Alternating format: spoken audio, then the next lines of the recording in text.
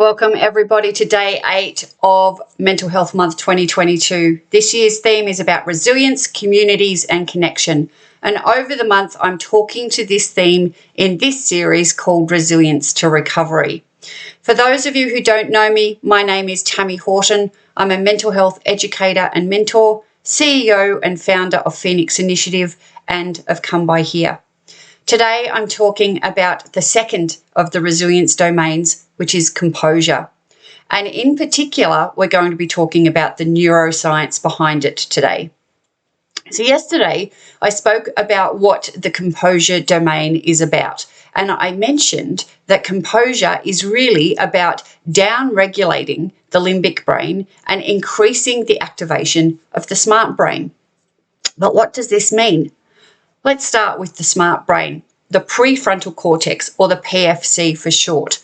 This houses your personality. It helps you to think strategically and to solve problems, to be resourceful, and basically all the more complex things that you need to do. We tend to call it the smart brain since when it's activated, you tend to make better decisions that help you to achieve well-being. And much of what we do with resilience training is to help improve people's ability to activate this part of the brain, the smart brain. We also have the limbic brain. This is the oldest part of the brain back here, and it's all geared towards survival. The way it does this is to scan for danger constantly. And if it detects anything that might seem like danger, then it activates the flight or fight response. So people tend to react on impulse, hence the name impulsive brain. So impulsive reactions mean that we tend to make decisions that aren't very helpful for long-term success. What resilience training does, when it comes down to it, is building connections. It's about building stronger neural pathways between the smart brain and the impulsive brain, which means that you can become better at managing that limbic brain activation. So we also look at the brain-body connection. So the autonomic nervous system works to regulate the activation of many different functions in the body, things like the heart rate, breathing, digestion, and so on. The main system it controls is this fight-flight response. So it's useful for us now to understand the basics of the autonomic system because there are clues here that let you know what state of mind you or maybe somebody else might be in. So the part of the sympathetic system, which is mainly what we see when the limbic brain activates, is the fight-flight response. And when this happens, it means that the body is now being prepared for survival, for action. Blood flow to the frontal part of the brain, the smart brain, slows down because we really are all about fast action. And the frontal cortex is really deemed too slow and not useful for surviving in physical danger. So we see preparation not just in the brain, but in other areas too. So the pupils dilate, letting in more light to better spot danger. The heart rate increases so that more oxygen is available to the muscles for fast action. We start to sweat, which increases the body's ability to cool itself down. The liver increases glycogen production to make more energy available to the muscles.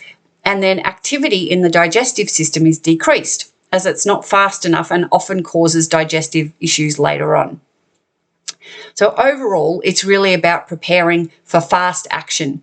And the side effect of this is that it becomes very hard to think clearly.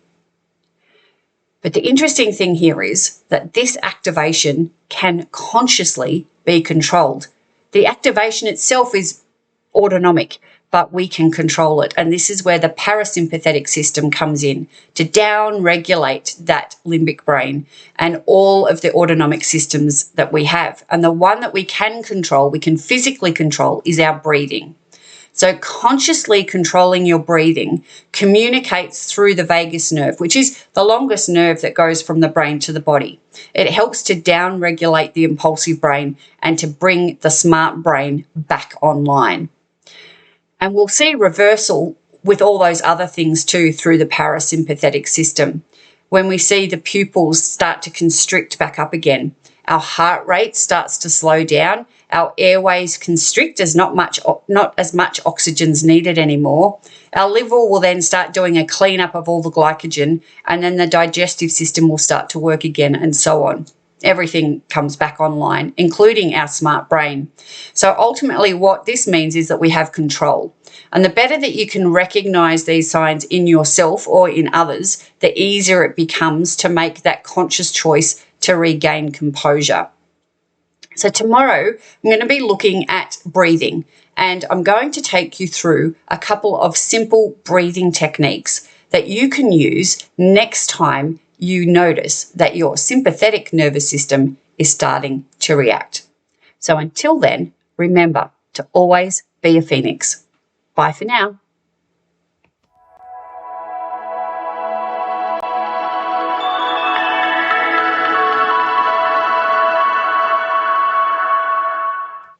Hi, me again. Don't forget to subscribe to be notified when there's more videos, and check out some others I've prepared for you earlier. Bye.